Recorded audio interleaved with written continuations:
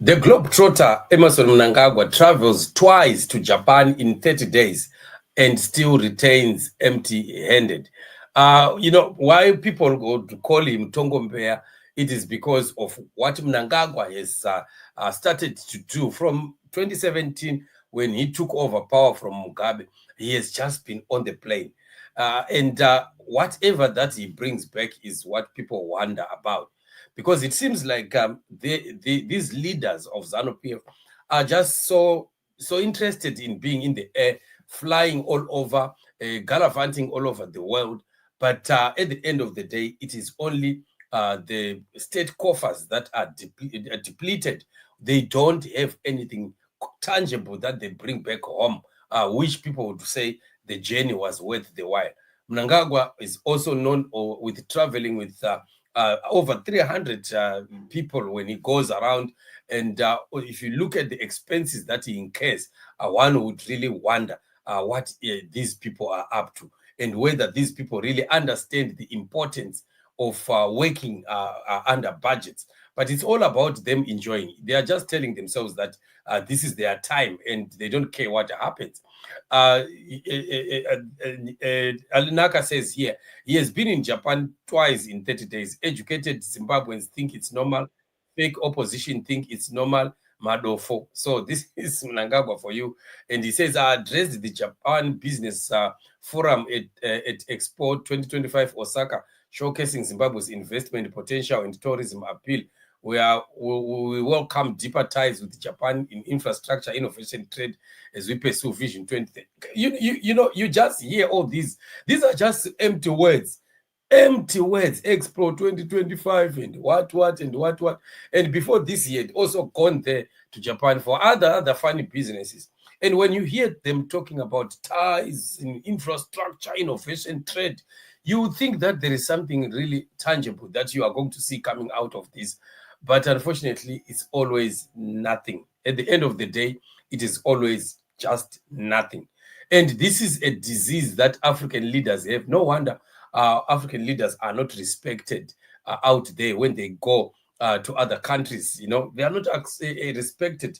You remember when they went for the inauguration of Prince Charles, all African leaders were put in one bus. They were in a bus.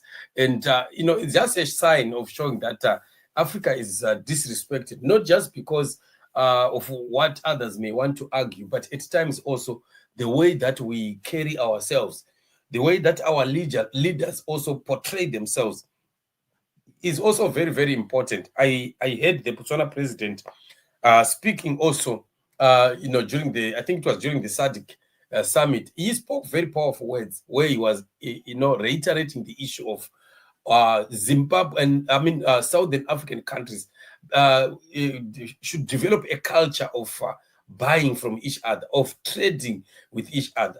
Everyone wants to just send their things to Europe, to America, and so on and so forth. And yet the other country next door also may need what you are selling. So we are failing to sell to one another, but we would rather want to sell outside there. And yet we can do intertrade, and this intertrade can develop our regions as well as developing Africa. But we don't have such kind of leaders, We don't have such kind of leaders. The only leaders that we have are the likes of the Mnangagwas and all these other Southern African leaders who don't even have a clue on how they can make use of the vast natural resources that Africa has been bestowed with. Nobody is able to put on real plans. And when they go there, they come back like they've not seen anything. I wonder why they do not copy. I still remember Robert Mugabe, why the National Sports Stadium was built. Mugabe went to China and he saw one stadium there. Then he decided, no, we also want something like this built. Unfortunately, I don't know why they had to reduce the scale. They should have just made that stadium exactly as it is in China, the very big ones. They came here and looked like they cut down the budget and made it, why simplify things? Why not just go, all 9 yards and just take everything and make sure that we also compete just the same way with the developed world. But we are just hoping that we will be having new leaders that are coming, especially younger leaders, who will be having a different mind altogether, who are focusing on developing our nations, and then Africa can become better. So this is what it is. Mnangagwa just flying about, wasting money, but coming back still empty-handed.